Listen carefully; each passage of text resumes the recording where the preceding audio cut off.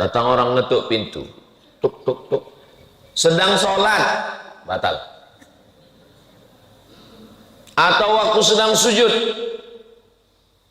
keluar dari mulutnya, luluskan PNS, batal. Maka mimpi ini luar biasa, ada takwilnya. Ustadz, saya selalu mimpi Pak Ustadz. Mimpi apa? Mimpi menang judi online. Pasti sebelum tidur main slot. Mudah-mudahan kita selamat dari judi. Sekarang main judi luar biasa. Dari mana modalnya main judi online? Ada pinjaman online, pinjol. Mudah-mudahan anak-anak kita, berapa banyak ibu-ibu, bapak-bapak tiap bulan dapat tagihan-tagihan, ternyata bapaknya tidak main judi, ibunya tidak, tapi anaknya main handphone, padahal sudah dikunci pakai cap jempol. Rupanya bapaknya tertidur, dipakai jempolnya. Hati-hati Pak, kalau bisa ibu bapak tidur pakai sarung tangan. Jangan sampai pegawai kantor BUMN ngantri orang urusan di kantor sampai jam 9, jam 10, panjang antrian di bank, di kantor BUMN, kantor dinas. Tanya, kenapa ramai betul orang ngantri? Urusan Pak. Pegawainya mana? Pegawainya sholat duha di musola. Sholat duha hukumnya sunnat, melayani orang banyak hukumnya wajib, meninggalkan yang wajib gara-gara yang sunnat haram hukumnya. Makan duit negara, APBD, APBN, digaji per menit, per detik di kantor, makan duit haram. Maka sholat sunat duhanya kapan? 6.26 sudah boleh sholat duha. Sebelum berangkat kerja jam setengah 7, jam 7 sholat duha baru berangkat. Tapi katanya duha itu jam 8, jam 9 itu waktu afdal. Adapun waktu boleh jam 6.26 sudah boleh, tapi waktunya ini berubah-ubah sesuai dengan terbitnya matahari. Bagaimana kami bisa tahu nanti Ustaz Abu Somad sudah pulang, kami nggak tahu lagi jam berapa? Mudah saja, datang ke Masjid Jami' Nurul Iman, lihat sebelah kiri. Ini pendidikan yang baik. Terus kalau kami sholat sunat isyraq nanti pahalanya apa? Man sholat subha fi jama'atin, siapa yang sholat subuh berjamaah, summa qa'ada yadhkurullah, duduk berzikir mengingat Allah, hatta tatlu asyam, sampai terbit matahari. Jam 6.26 summa yusalli rak'ataini, sholat sunat isyraq 2 rakaat. Niatnya usalli sunnatal isyraq, pakai qaf, usalli sunnatal isyraq raka'ataini lillahi ta'ala, saya sholat sunat isyraq 2 rakaat lillahi ta'ala. Kanat lahu ka'ajri hajjatin wa umrah, dapat pahala seperti ibadah haji dan umrah. Ini keringanan yang diberikan Allah. Saya tidak tahu di Makassar, di Maros, di Sulawesi Selatan berapa lama daftar tunggunya. Tapi kalau di Pekanbaru Riau, store 2024, berangkat 2050. Bagi saya yang sekarang umur 25 tahun ini, berarti umur 50 nanti baru berangkat. Bayangkan itu. Jangan kecewa, jangan bersedih, jangan berkecil hati. Kenapa? Sholat subuh berjamaah, duduk berzikir mengingat Allah sampai terbit matahari. 6.26 untuk waktu Masjid Jami' Nurul Iman, Sulawesi Selatan. Maka sholat sunat 2 rakaat dapat pahala seperti haji dan umrah. Mudah-mudahan kita istiqomah insyaallah. Nah, jadi Allah itu maha pemurah. Jadi kalau ada orang mengatakan Tuhan itu tidak adil, saya tidak punya duit, tidak bisa pergi ke Makkah, ONH plus mahal. Saya dulu tidak tahu kenapa disebut dengan ONH plus. Ternyata setelah saya sekolah ke Mesir baru saya tahu. Plus itu artinya fulus. ONH fulus, karena mahal biayanya. ONH biasa daftar tunggunya panjang, tapi orang lupa Allah berikan keringanan. Sholat subuh berjamaah, sholat sunat 2 rakaat, mendapatkan pahala haji dan umrah. Ini Ustaz ngomong begini, ada hadisnya? Ada. Di mana hadisnya? Dalam Sunan At-Tirmidzi. Siapa yang menulis kitab itu? Imam Abu Isa Ibnu Saurah At-Tirmidzi. Itu hadisnya sahih atau tidak sahih? hadisnya hadisun hasan. Nah, hasan kan tidak sahih. Sahih dengan hasan sepakat ulama boleh dijadikan sebagai landasan akidah, landasan hukum halal haram, dan landasan dalam beribadah. Maka jangan ragu tentang melaksanakan sholat sunat isyraq. Apakah nanti kita laksanakan sendiri-sendiri atau berjamaah? Sendiri-sendiri. Selesai saya tausiah, Bapak Ibu sholat sunat isyraq. Ketika Bapak Ibu sedang sholat sunat, saya pun pulang. Cuman di belakang nih nggak ada pintu nampaknya. Oh ada. Bapak Ibu yang dimuliakan Allah Subhanahu wa taala. Kira-kira kalau dalam sholat kita menyebut nama orang boleh atau tidak? Misalnya nama suaminya Mas Parno. Disebutnya nama suaminya, Allahumma arham Mas Parno.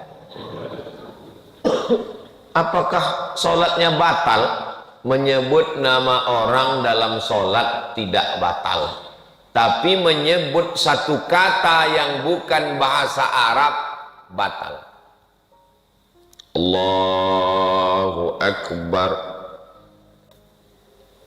Datang orang ngetuk pintu, tuk tuk tuk, sedang sholat, batal. Atau waktu sedang sujud, keluar dari mulutnya, luluskan PNS, batal. Karena keluar bahasa yang bukan. Tapi kalau nama orang tidak batal. Mana dalilnya menyebut nama orang tidak batal? Buka kitab biografi Imam Ahmad bin Hanbal, Imam Hambali, Imam mazhab yang keempat, Imam Hanafi, Imam Maliki, Imam Syafi'i, Imam Hambali. Imam Hambali mendoakan Imam Syafi'i dalam sholatnya arba'ina sanah, 40 tahun. Apa bunyi doanya?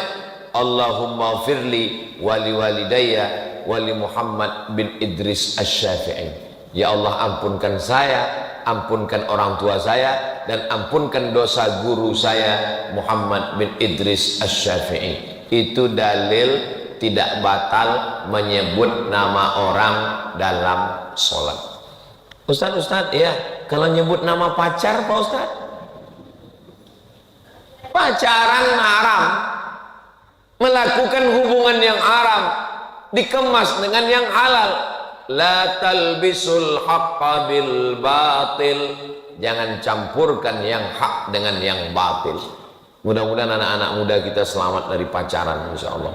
Selamat dari zina, selamat dari hubungan yang tidak dihalalkan Allah Subhanahu wa ta'ala. Tapi ada orang yang namanya disebut dalam sholat, memang dia sebagai rukun sholat. Kalau tidak disebut, maka batal sholat. At-tahiyatul mubarakatus salawatut thayyibatu lillah. Assalamu alayka ayuhan nabiyyu wa rahmatullahi wa barakatuh. Wassalamu alayna wa ala ibadillahi salihin. Ashhadu an la ilaha illallah wa ashhadu anna muhammadar rasulullah. Tiba-tiba kantong bergoyang, handphone berbunyi. Assalamualaikum warahmatullahi. Ya, halo, sebentar ya. Batal sholat menurut mazhab Syafi'i. Kenapa batal sholat? Karena dia lupa mengucapkan Allahumma salli ala sayyidina Muhammad wa ala ali sayyidina Muhammad. Sependek-pendek sholawat. Tapi kata Syekh Ali Jum'ah, guru besar usul fiqih, mantan mufti Mesir, ulama Al-Azhar, kata beliau, sholawat yang paling afdal, sholawat yang ada nama Ibrahimnya, disebut dengan sholawat Ibrahimiyah. Allahumma salli ala Sayyidina Muhammad wa ala ali Sayyidina Muhammad kama sallaita ala Sayyidina Ibrahim wa ala ali Sayyidina Ibrahim. Allahumma barik ala Sayyidina Muhammad wa ala ali Sayyidina Muhammad kama barakta ala Sayyidina Ibrahim wa ala ali Sayyidina Ibrahim. 4 kali. Ustaz Abdul Somad masuk ke Masjid Jami' Nurul Iman, menyebut namanya sudah 12 kali. Kok 12 kali Ustaz? Masuk tadi tahiyatul masjid, Ibrahim, Ibrahim, Ibrahim, Ibrahim. Habis itu qobliyah subuh, Ibrahim, Ibrahim, Ibrahim, Ibrahim. Habis itu sholat subuh, Ibrahim, Ibrahim, Ibrahim, Ibrahim. Habis itu nanti sholat sunat Isra, Ibrahim, Ibrahim, Ibrahim. Itu di dalam sholat. Bagaimana dengan di luar sholat? Sayang saya dengan ayah saya, dengan ibu saya, belum ada saya sebut namanya. Tapi nama dia sudah kita sebut. Kama sallaita ala Sayyidina Ibrahim wa ala ali Sayyidina Ibrahim, kama barakta ala Sayyidina Ibrahim wa ala ali Sayyidina Ibrahim. Nanti anak ibu nanya, mama, mama, mama, ya, kenapa Nabi Ibrahim itu disebut dalam sholat sampai 4 kali? Pokoknya dari mama kecil sudah begitu. Ayah, ayah, ayah, ya, kenapa yang disebut nama Nabi Ibrahim bukan nama Nabi Adam, bukan nama Nabi Idris, bukan nama Nabi Nuh, bukan nama Nabi Zakaria, bukan nama Nabi Yahya? Kenapa Ibrahim, Ibrahim, Ibrahim, Ibrahim? Kata Ustadz, jangan banyak nanya. Kalau banyak nanya nanti masuk neraka. Begitu cara membungkam anak-anak biar supaya dia nggak banyak nanya. Kalau anak bertanya, itu menunjukkan dia berpikir, maka usahakan untuk menjawab. Kalau belum bisa jawab, cari jawabannya di channel Ustadz Abdul Somad Official. Subscribe, like, share, and comment. Kenapa Nabi Ibrahim alaihissalam? Karena semua agama samawi ketemu pada titik Ibrahim alaihissalam. Samawi diambil dari kata sama. Sama artinya langit. Agama yang diturunkan dari langit, yang dibawa oleh Nabi, disebut dengan samawi. Nabi Ibrahim punya anak namanya Ishak. Ishak punya anak namanya Yakub. Yakub punya anak namanya Yusuf. Yusuf punya saudara namanya Imran. Imran punya anak cucu keturunan namanya Musa. Agama yang dibawa oleh Nabi Musa adalah agama Islam, tapi dirubah oleh orang Yahudi. Mereka sebut nama agama sekaligus suku mereka dengan suku Yahudi. Enggak Pak Ustadz, itu sekarang negaranya bukan Yahudi, namanya Israel. Apa beda Yahudi sama Israel? Nabi Ibrahim punya anak namanya Ishak. Ishak punya anak namanya Yakub. Yakub namanya 2. Satu Yakub, satu lagi Israel. Maka anak cucu keturunan Yakub disebut dengan Bani Israel. Isra artinya hamba, El artinya Tuhan. Israel hamba Tuhan. Asli nama itu bagus, cuman anak cucunya tidak bagus. Israel, hamba Tuhan. Bahasa Arabnya Abdul Somad. Abdul itu hamba, Somad itu Tuhan. Jadi nama saya ini kalau Israel. Tapi jangan nanti gara-gara ini ada yang hamil, mohon maaf, punya anak. Pak Ustadz, siapa kasih nama anak saya? Israel. Nanti dia diserang Palestina. Maka disebut dengan Bani Israel. Kalau Yahudi, Nabi Ibrahim punya anak namanya Ishak. Ishak punya anak namanya Yakub. Yakub punya anak namanya Yusuf. Yusuf punya saudara seibu sebapak namanya Yahuza. Cucu cicit keturunan Yahuza disebut dengan Yahudi. Insya Allah Pak Ustadz, nanti saya jelaskan di rumah anak saya. Papa, apa beda Yahudi dengan Israel? Nabi Ibrahim punya anak terus, kasih apa aja namanya, ujung-ujungnya Yahudi. Nah, begitu syarat. Lalu kemudian Nabi Ibrahim punya anak namanya Ishak. Ishak punya anak namanya Yakub. Yakub punya anak namanya Yusuf. Yusuf punya saudara semua. Itulah yang disebut dalam Al-Quran. Inni ra'aitu ahada asyara kaukaba. Saya melihat 11 bintang. Wasyamsa wal qamar, matahari dan bulan. Ra'aituhum li sajidin. Saya melihat 11 bintang tambah matahari dan bulan bersujud kepada saya. Apa arti mimpinya itu? Ternyata arti mimpinya 11 bintang, 11 saudara. Matahari ayah, bulan ibu, 11 bintang, 11 orang saudara. Yusuf ditambah ayah dan ibunya datang menemui Nabi Yusuf alaihissalam. Saat itu Nabi Yusuf sebagai Perdana Menteri Mesir. Maka mimpi ini luar biasa, ada takwilnya. Ustadz, saya selalu mimpi Pak Ustadz. Mimpi apa? Mimpi menang judi online.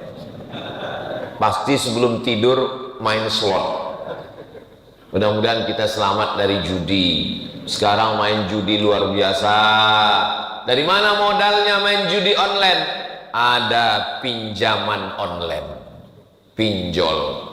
Mudah-mudahan anak-anak kita, berapa banyak ibu-ibu, bapak-bapak tiap bulan dapat tagihan-tagihan. Ternyata bapaknya tidak main judi, ibunya tidak, tapi anaknya main handphone, padahal sudah dikunci pakai cap jempol. Rupanya bapaknya tertidur, dipakai jempolnya.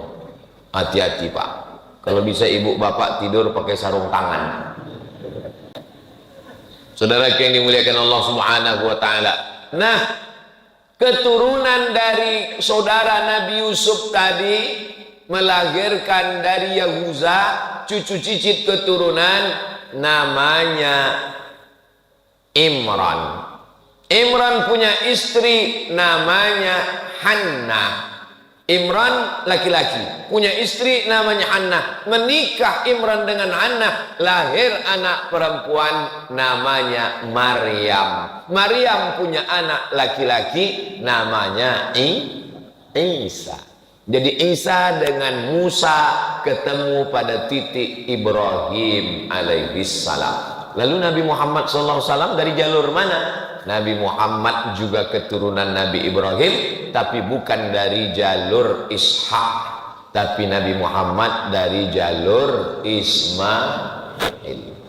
Muhammad SAW anak Abdullah, anak Abdul Muttalib, anak Hashim, anak Abdi Manaf, anak Qusay, keturunan Adnan, cucu cicit Ismail, anak Nabi Ibrahim alaihissalam. Maka tiga nabi ini, Nabi Musa, Nabi Isa, Nabi Muhammad SAW bertemu pada kakek yang terdekat, Ibrahim alaihissalam. Saya ini keturunan Nabi. Bagus. Ustaz Somad keturunan Nabi. Saya keturunan Nabi. Nabi apa? Nabi Adam. Kalau ada di sini orang yang mengaku saya bukan keturunan Nabi Adam, mohon maaf, berarti keturunan monyet. Bukan kata saya, kata Charles Darwin, teori evolusi. Karena kata dia, dunia ini awalnya nggak ada manusia, tapi lalu kemudian monyet berevolusi menjadi manusia. Salah satu cirinya adalah ada bulu di badannya. Saya lihat berbulu badan saya. Berarti saya dari monyet. Na'udzubillah. Kita tidak evolusi dari monyet. Justru monyet itulah yang berasal dari manusia. Ketika disuruh Allah untuk mencari ikan hari Sabtu, wahai Bani Israel, kamu mau beribadah hari apa? Pilih. Senin, Selasa, Rabu, Kamis, Jumat, Sabtu. Pilih mau ibadah hari apa? Kata orang Yahudi, kami mau beribadah hari Sabtu ya Tuhan. Hari Sabat namanya. Lalu kemudian pada hari Sabtu banyak ikan datang. Wa yauma la yasbituna la ta'tihim. Pada hari Sabtu banyak ikan, di hari yang lain enggak ada ikan. Mereka pun sibuk mencari ikan pada hari Sabtu sampai lupa beribadah. Allah murka dan marah. Apa kata Allah? Kunu qiradatan khasiin. Berubahlah kamu menjadi monyet. Karena Allah Subhanahu wa taala murka. Itu maka disebut Yahudi Israel yang ada sekarang itu adalah keturunan-keturunan monyet, karena tidak ada akal hati perasaannya. Tadi di mobil saya mau kemari, saya buka internet, gambar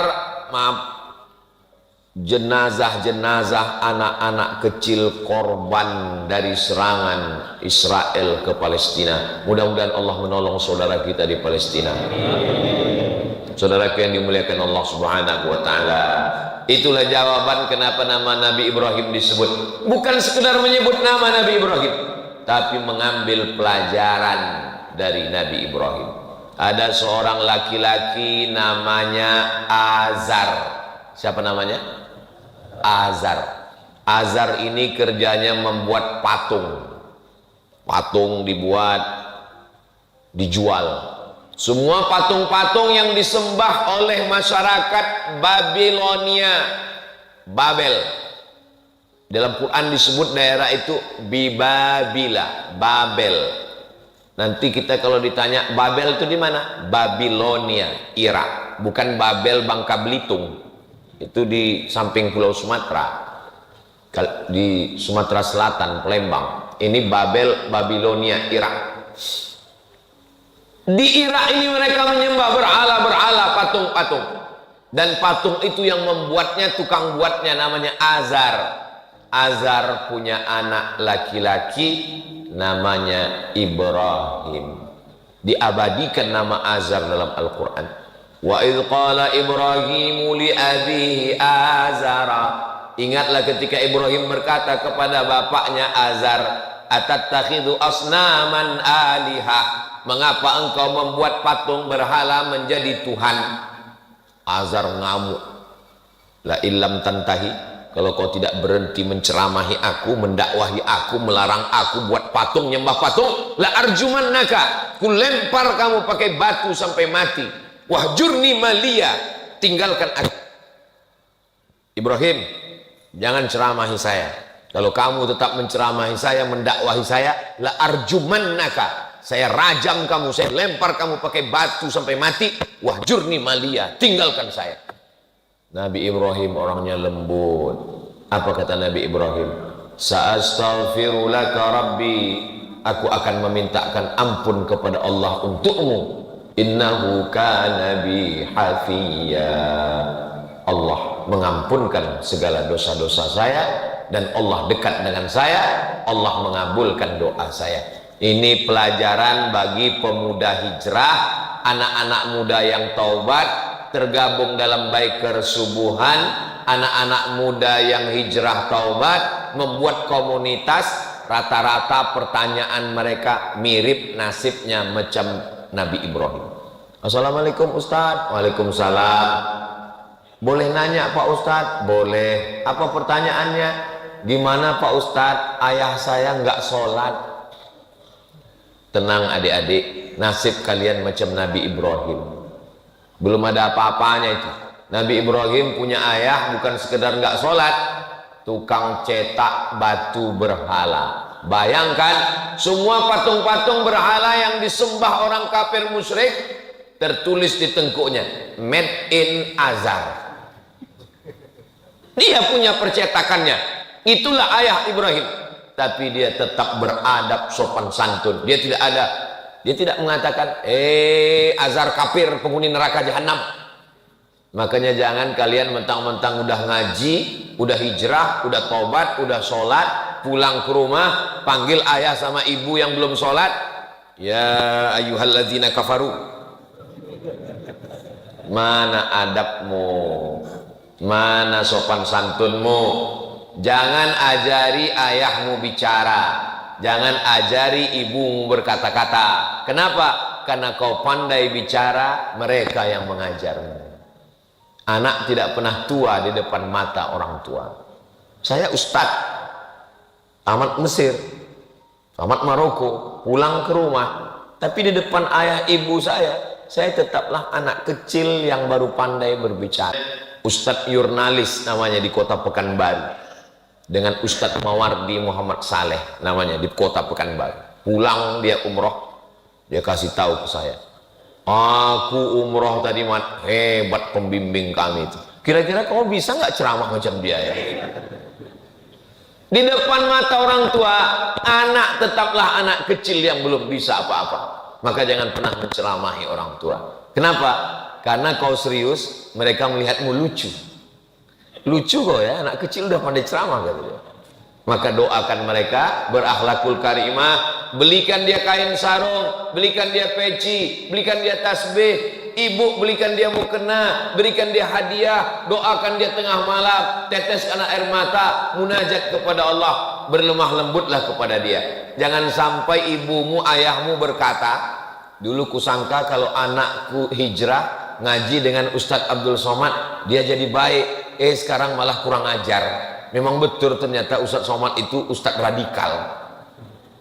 Saya mau anak-anak muda setelah dia taubat, setelah dia hijrah, Masya Allah ternyata hadir Baikir Subuhan, itu datang bawa bendera, luar biasa. Ini ibu-ibu yang mau cari calon menantu Baikir Subuhan.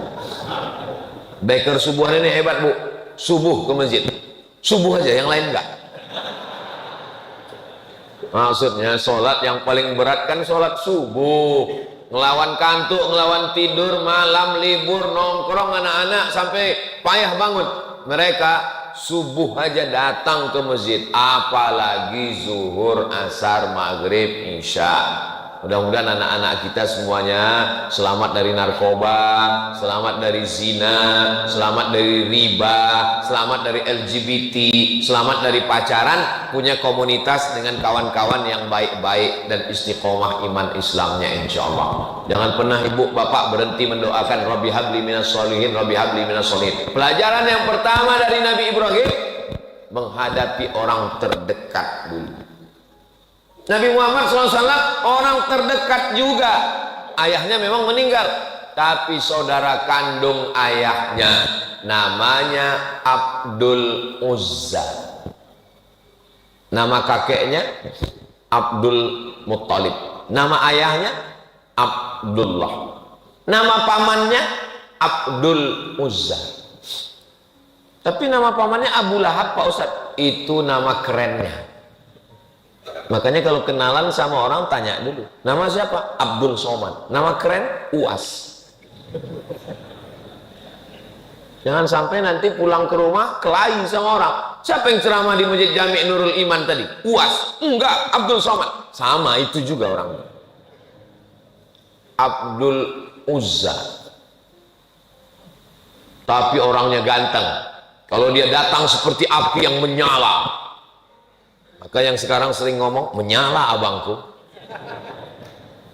menyala seperti api yang menyala. Bahasa Arabnya api yang menyala itu lahab, maka disebut dia dengan Abu Lahab. Makanya kalau ada di tempat kita orang ganteng tapi nggak pernah ke masjid, berarti saya nggak ada ngomong begitu.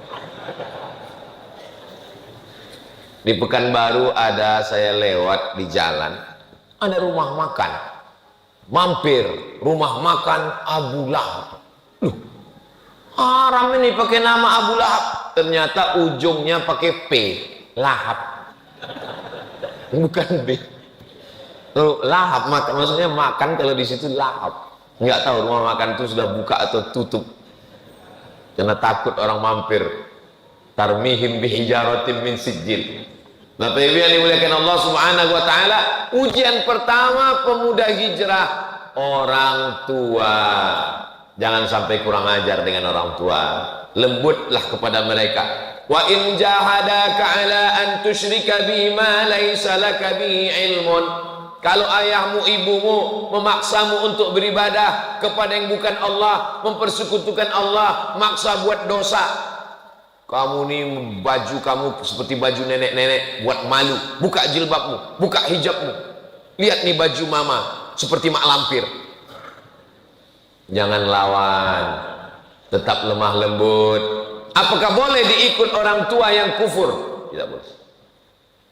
Wa sahibhuma fid dunya ma'rufa, tapi tetap bergaul dengan baik. Bagi yang sudah masuk Islam, saudaranya, ayahnya, kakaknya, adiknya, ibunya belum Islam, jangan kasar. Ini mau dekat hari raya kurban, sapi kita sudah ada 9. Ustaz kok tahu? Itu sudah penuh 8 sapi, 10 sapi sudah, masih ada 20, masih ada 12 sapi lagi. Masya Allah, tabarakallah. Mudah-mudahan sebelum sampai tanggal 10 Zulhijjah itu daftar sudah penuh semua insyaallah. Amin. Waktu rapat antara panitia kurban, alhamdulillah Bapak Ibu, masjid kita tahun ini ada kurban sapi dan ada kambing. Siapa yang kambing? Saya kambing. Semua ngaku sapi dan kambing. Berkurban sapi dan kambing. Fasalli, salatlah li rabbika, kepada Allah, wanhar, dan berkurbanlah. Ujian yang pertama, korban perasaan menghadapi ayah bernama Azab. Selesai. Kenapa ujian saya berat Pak Ustaz? Ada orang yang dilahirkan dari keluarga santri, ayahnya kiai, ayahnya Andre Gurutta, ibunya perempuan yang solihah. Sedangkan Nabi Ibrahim saja diuji, apalagi kita. Kalau ada orang tuamu tidak baik, berarti ujianmu seperti ujian Nabi Ibrahim. Berarti menurut Allah engkau mampu menghadapinya, karena Allah tidak memberikan ujian lebih daripada kemampuanmu. La yukallifullahu nafsan illa wus'aha. Maka ridho dengan takdir yang diberikan Allah. Selesai ujian pertama, masuk ujian yang kedua. Nabi Ibrahim alaihissalam berhadapan dengan orang yang menyembah bulan, matahari. Masih ada orang sekarang menyembah bulan. Masih ada orang sekarang yang menyembah bulan. Buktinya, siapa yang lahir bulan Mei, jangan usaha di laut, cocoknya di darat. Ini termasuk menyembah bulan. Laki-laki dengan perempuan hampir nikah gara-gara percaya sama penyembah bulan, gak jadi nikah. Kamu nikahnya bulan apa? Saya bulan Anu. Oh, ini bintangnya Pisces, ikan. Kamu lahir bulan apa? Saya bulan April. April Taurus, kambing. Kambing gak cocok dengan ikan. Nanti masuk angin gembung mati. Batal nikah hanya gara-gara percaya pada penyembah bulan dan bintang. Namanya astrologi. Tapi katanya bagus belajar tentang matahari. Yang bagus itu astronomi, ilmu falak. Sedangkan yang sesat itu astrologi, percaya kepada perbintangan. Dulu orang kalau baca majalah, ramalan bulan depan. Alhamdulillah, kita tidak percaya sama ramalan. Kita hanya percaya kepada Allah. Bismillahirrahmanirrahim. La haula wala quwwata illa billah. Ternyata astrologi ini sudah ada sejak zaman Nabi Ibrahim alaihissalam. Nenek moyang kita menyebutnya dengan ilmu nujum. Nujum diambil dari kata najam. Allah bersumpah dalam Al-Quran, wan najmi idza hawa, demi najam. Najam artinya bintang, nujum bintang-bintang. Ilmu nujum, ilmu yang mengkaji tentang bintang-bintang, dikaitkan dengan nasib manusia. Ini hukumnya syirik, karena lebih percaya kepada bintang daripada kepada Allah. Meniadakan kuasa Allah, yang berkuasa adalah planet bintang-bintang. Dalam Islam diajarkan la ilaha illallah. Tidak ada itu kuasa bintang-bintang bisa mempengaruhi nasib manusia. Nabi Ibrahim berhadapan dengan orang astrologi, penyembah bintang-bintang. Ada dalam Al-Quran. Ada dalam Al-Quran.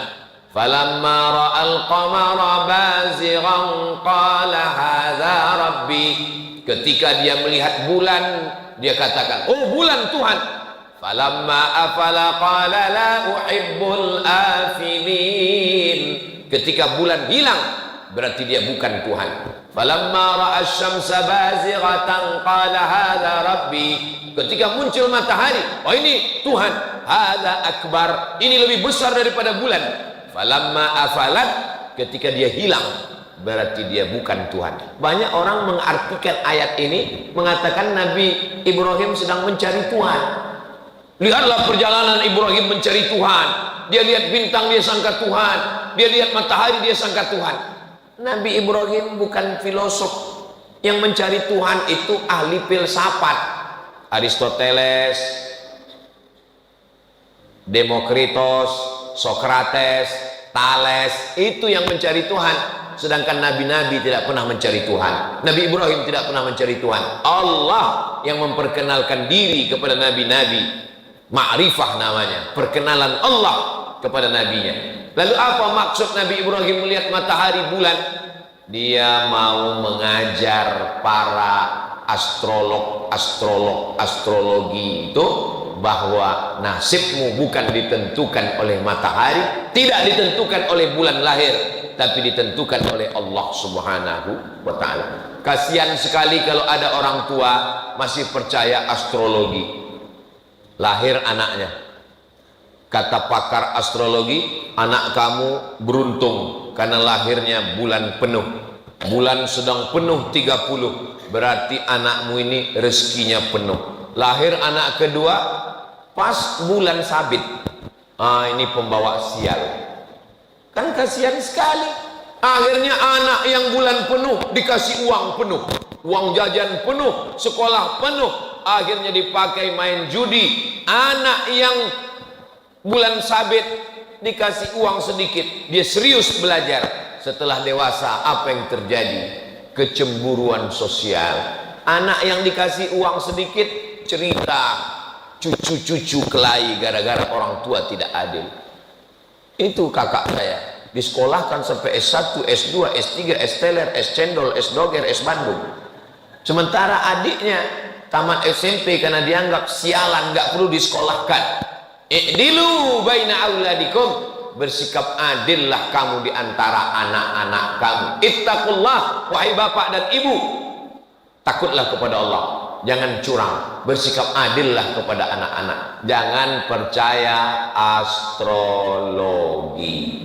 Nggak jadi nikah gara-gara ramalan perbintangan, tidak adil pada uang jajan anak gara-gara ramalan. Mau ikut TNI, Angkatan Darat, Angkatan Laut, Angkatan Udara, Polisi, BUMN, ASN, nggak jadi gara-gara ramalan.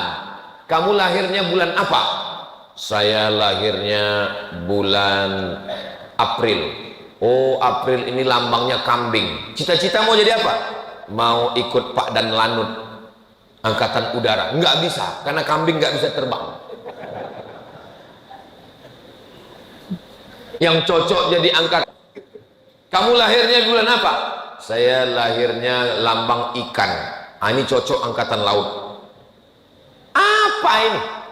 Ini khurafat, tahayul, bohong, mitos semuanya. Islam datang membersihkan pikiran kita dari itu semua. Kita hanya percaya kepada Allah. Kalau kita berusaha, orang berhasil, berarti Allah ingin menjadikan kita orang yang sabar. Setelah kita berikhtiar, bismillahirrahmanirrahim, serahkan pada Allah, la haula wala quwata illa billah. Selesai menghadapi ujian yang kedua, masuk ujian yang ketiga. Ini sampai ujian yang keberapa nih Pak Ustadz? Pokoknya sampai jam 6.26. Siap nggak siap sejarah Nabi Ibrahim ini? Pokoknya jam 6.26 kita sholat. Dari tadi Ustadz ngeliat ke atas terus ngeliat jam, itu ada jam. Inilah hebatnya Masjid Jami' Nurul Iman. Jamaahnya bisa tenang karena jamaah bisa ngeliat jam. Ustadznya juga tenang karena ngeliat jam. Jadi dibuat jam itu dua arah, satu untuk jamaah, satu untuk ustadz. Tolong masjid-masjid yang ada di Sulawesi Selatan, yang ada di Sabang sampai Papua, di Malaysia, Brunei Darussalam, dimanapun berada, tiru penempatan jam di Masjid Jami' Nurul Iman. Jamaahnya tahu waktu, ustadznya juga tahu waktu. Karena di beberapa tempat ada jam sampai 3, tiga-tiganya mati, lupa ganti baterai. Khotib sampai. Tapi saya pernah ceramah di Masjid Pekanbaru Riau. Itu di meja itu dikasih lampu 3, hijau, kuning, merah. Saya tanya panitia, Pak panitia, ini meja Dewan Hakim Musabaqah Tilawatil Quran lupa dicopot? Bukan Pak Ustadz, ini bukan MTQ. Memang sengaja kami pasang karena banyak ustadz yang lupa berhenti kalau ceramah. Jadi dipasang. Kalau udah lewat waktu, hidup lampu kuning. Itu maka Ustadz Abdul Somad kalau ceramah semua jamaah sudah tahu 60 menit berakhir. Karena tidak semua orang nyaman. Dia mau pergi ke kantor, dia ada urusan, mau masak nasi sarapan anak, mau lepas suami pergi kerja. Akhirnya pas datang ke masjid, yang pertama dalam pikirannya ngelihat ustadz, kapan berakhir penderitaan ini? Nah, ujian yang ketiga, Nabi Ibrahim berhadapan dengan umat penyembah berhala. Ada patung makhluk hidup, binatang, serangga, yang besar yang kecil. Ketika semua mereka sedang pergi ke berhala itu, dihancurkannya semua, dipecahkannya, diambilnya kampak, digantungkannya di berhala yang paling besar, ditinggalkannya satu. Pulang dari manen kurma, mereka lihat Tuhan-Tuhannya hancur. Tuhan jadi hantu. Panggil Nabi Ibrahim, diabadikan dalam Al-Quran. A'anta fa'alka, engkau yang menghancurkan Tuhan-Tuhan kami ini, wahai Ibrahim? Nabi Ibrahim menjawab dengan logika akal. Apa kata Nabi Ibrahim? Bal fa'alahu kabiruhum hadza. Yang melakukan ini adalah patung yang paling besar. Kalau nggak percaya, fas'aluhum in kanu yantiqun. Tanyalah yang kecil-kecil ini kalau mereka bisa bicara.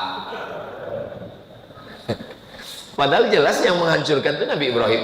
Nabi Ibrahim ingin mengajak mereka menggunakan akalnya. Karena mereka punya otak, punya pikiran, punya akal, tapi tidak pernah dipakai. Diajak bicara, nggak mau. Dihancurkan, ditunjukkan.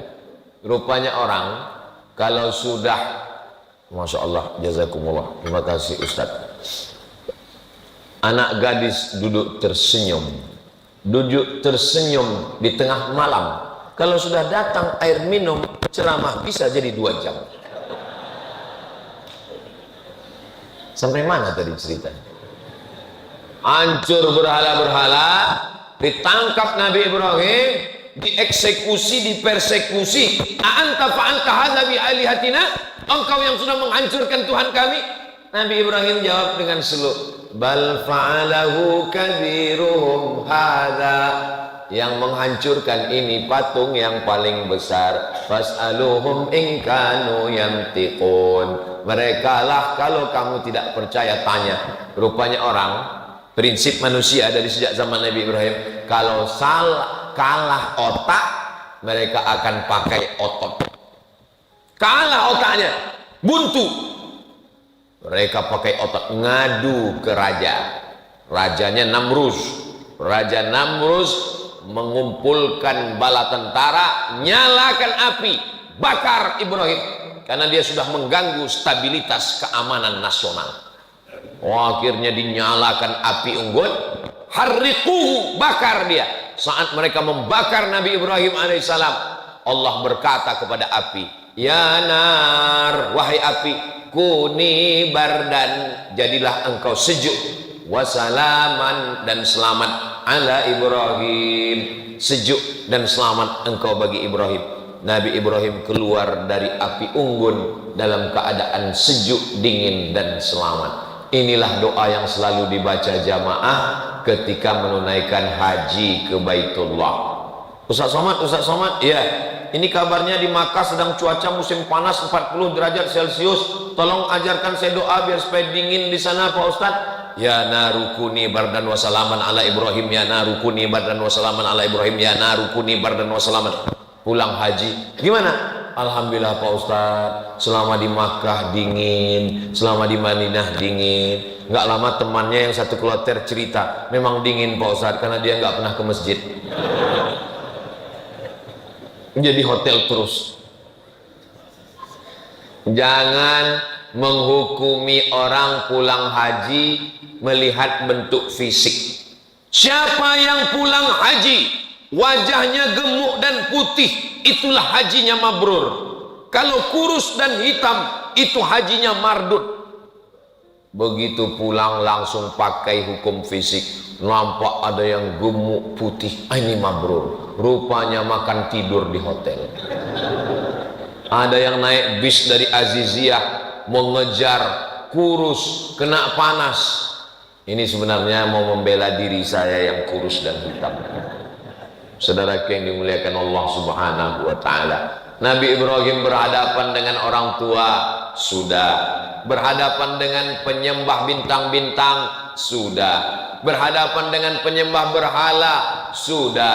Berhadapan dengan penguasa yang zalim membakar dengan api, sudah. Sudahkah selesai ujian Nabi Ibrahim? Belum, karena kita masih jam 6:12. Ujian Nabi masih ada lagi. Kenapa Ustaz kaitkan ujian dengan waktu? Selama waktu masih ada, maka ujian tidak akan pernah berhenti. Siapa yang mau berhenti ujian, maka habiskanlah waktu. Maksudnya mati. Selama masih ada hayat di kandung badan, selama nafas masih berhembus, selama ruh masih bersemayam dalam jasad, selama kita masih hidup, ujian tidak pernah selesai. Ustaz, di pondok ini banyak sekali ujian. Nanti kayaknya kalau sudah keluar pondok nggak ada ujian. Ternyata ujian lebih sulit. Ujian apa? Skripsi. Nanti kalau selesai S1 ini kayaknya nggak ada ujian. Ternyata ujian lebih besar. Apa? Tesis S2. Nanti kalau selesai S2 nampaknya nggak ada ujian. Ternyata ujian lebih tebal. Disertasi doktor. Nanti kalau sudah dokter nggak ada ujian, ternyata ujiannya lebih panas telinga. Tetangga nanya, kapan nikah? Nampaknya nanti kalau sudah nikah nggak ada lagi ujian, ternyata ujiannya memancing kemarahan emosi. Tetangga nanya, istrinya sudah hamil apa belum? Ternyata nanti kalau sudah punya anak, nampaknya saya ini sudah nggak ditanya-tanya orang lagi. Ditanya orang, Ustadz kok nggak punya anak perempuan? Siapa itu? Saya, anak saya laki-laki. Selalu di komen orang, mudah-mudahan Ustaz punya anak perempuan ya. Lalu kapan ujian ini berakhir? Mati. Selesai. Kalau udah mati barulah kita nggak diuji. Kalau sudah mati nggak diuji, diuji juga. Marabbuka. Hidup adalah ujian. Berani hidup, berani menghadapi ujian. Takut menghadapi ujian, jangan hidup. Takut hidup, mati saja. Boleh untuk update status pagi. Bagi adik-adik yang punya usaha baju kaos, boleh tulis berani hidup, berani menghadapi ujian. Takut menghadapi ujian, jangan hidup. Takut hidup, mati saja. Jadi supaya orang kalau lihat baju kaos kita bagus juga. Tapi baju kaos yang model begini jangan dibawa sholat ke Masjid Jami' Nurul Iman. Nanti orang sholat di belakang lihat, betul juga. Ya?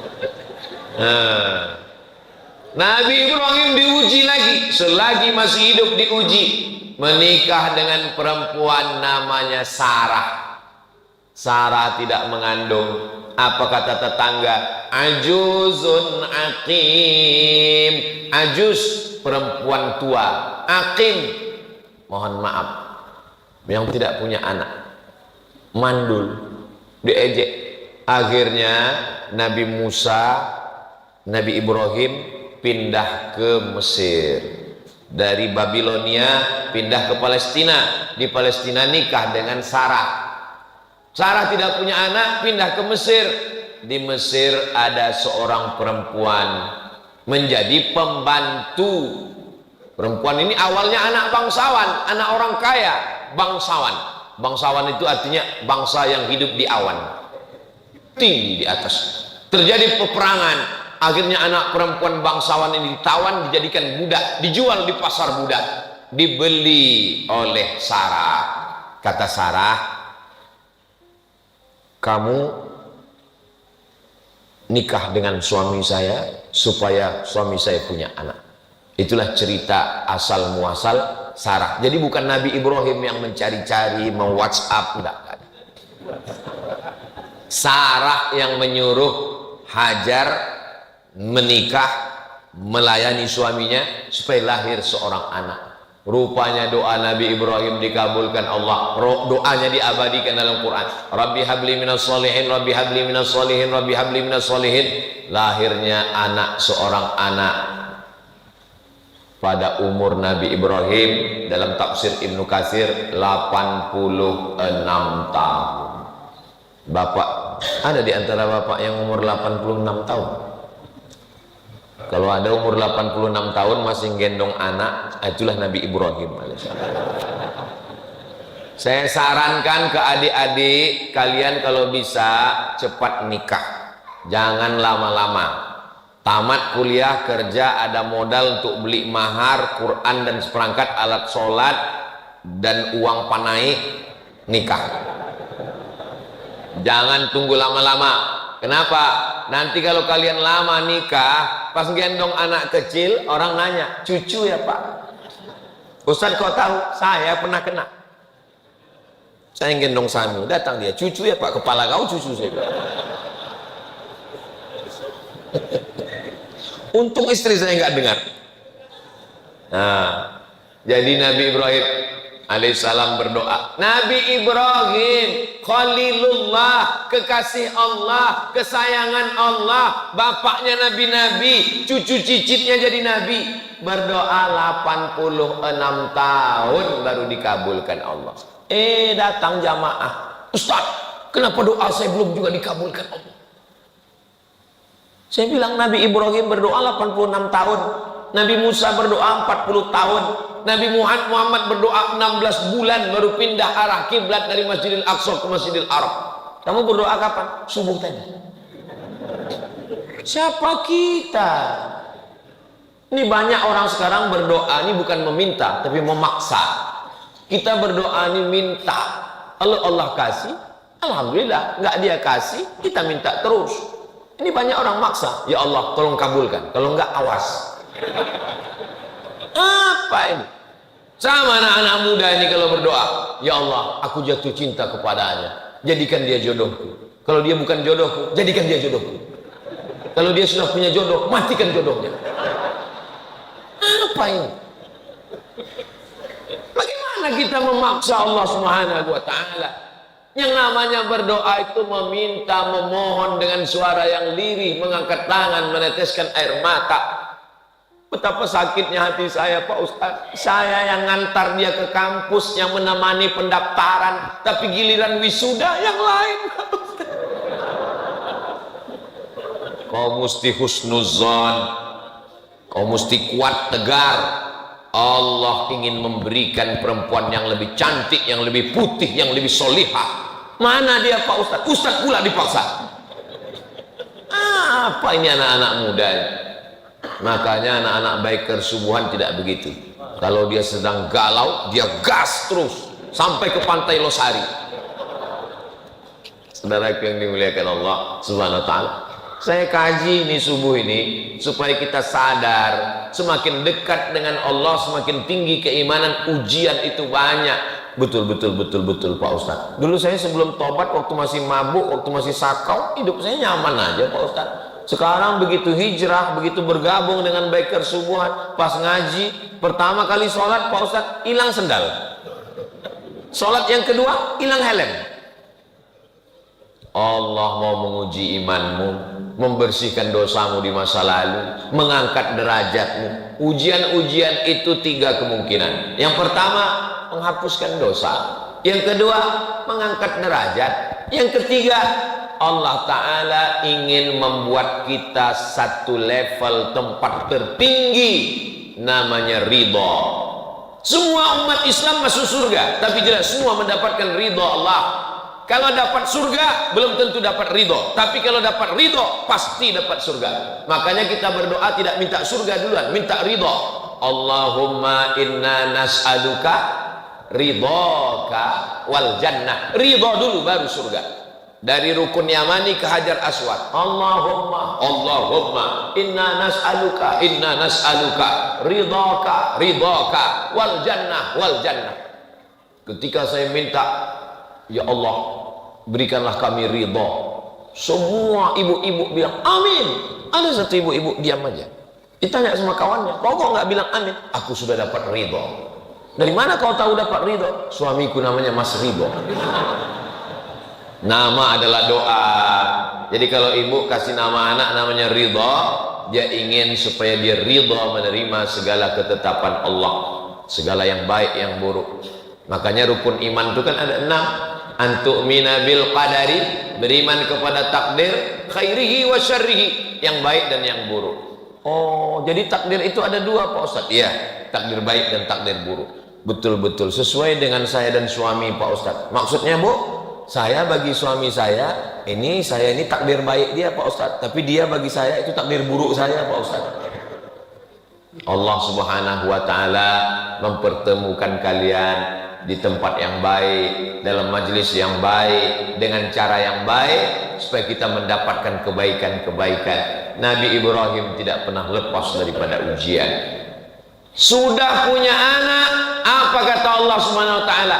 Antarkan anakmu ke Baitullah, dari Masjidil Aqsa ke Masjidil Haram. Jaraknya 1500 km, naik unta menyeberang lautan gurun pasir. Umur Nabi Ismail, kata Imam Al-Qastullani, Imam Badruddin Al-Aini dalam syarah Sahih Bukhari, wa umruhu sanataini, umur Nabi Ismail 2 tahun. Umur 2 tahun, umur lagi-lagi lucu-lucunya, lagi sayang-sayangnya, disuruh Allah pisahkan dia ke Baitullah. Ditinggalkan Nabi Ibrahim lah anaknya itu di samping Ka'bah. Diabadikan dalam Quran.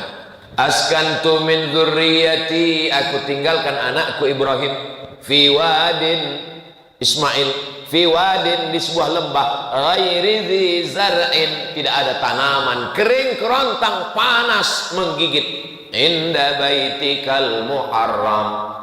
Lihat adab Nabi Ibrahim. Enggak ada Nabi Ibrahim berdoa, ya Allah teganya engkau. Enggak ada. Apa kata Nabi Ibrahim? Kutinggalkan anakku di lembah yang tak ada tanaman, di samping Baitullah yang mulia. Enggak ada dia katakan tolong jaga dia ya Allah. Enggak. Adabnya kepada Allah, dia hanya bercerita kepada Allah, dia ingin anak itu dijaga oleh Allah Subhanahu wa Ta'ala. Setelah anak itu diletakkannya di samping Ka'bah, Nabi Ibrahim naik ke atas untanya mau pulang ke Palestina. Hajar memegang ujung jubah Nabi Ibrahim. Apa kata Hajar? Allahu amaraka bihada, apakah Allah yang menyuruh engkau melakukan ini wahai Ibrahim?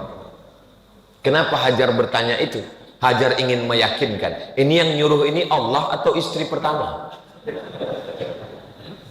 Apa kata Hajar?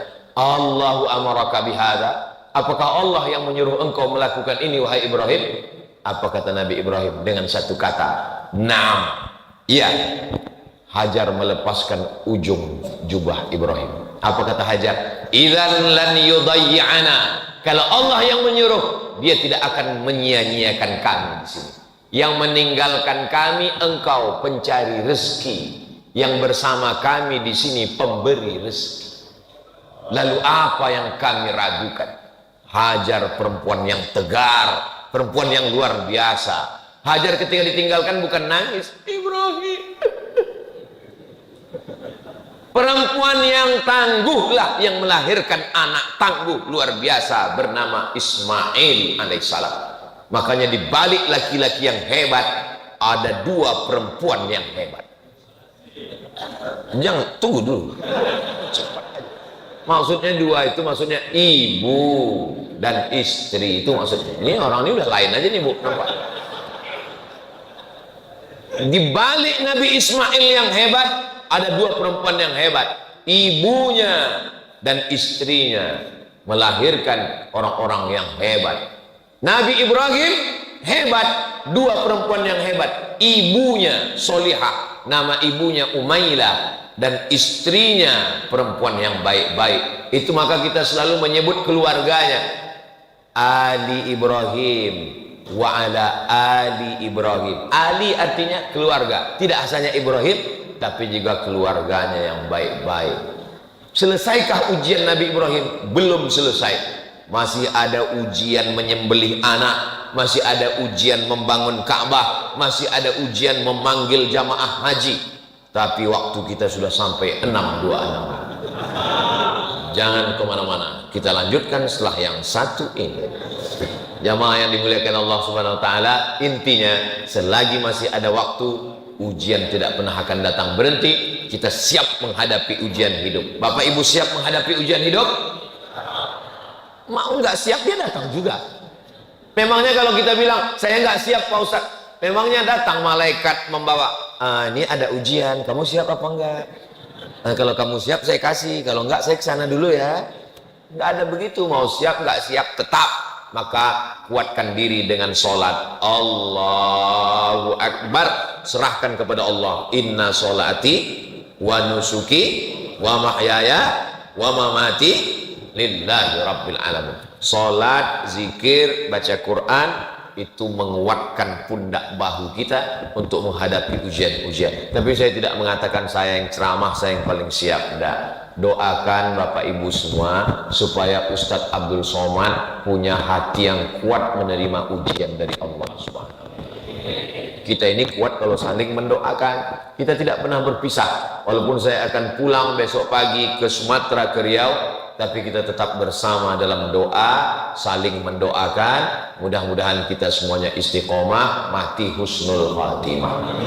Anak-anak kita semuanya soleh dan solehah. Rezeki kita berkah sehingga kita bisa berhaji ke Baitullah. Ala hadhihi niyah, al-Fatihah.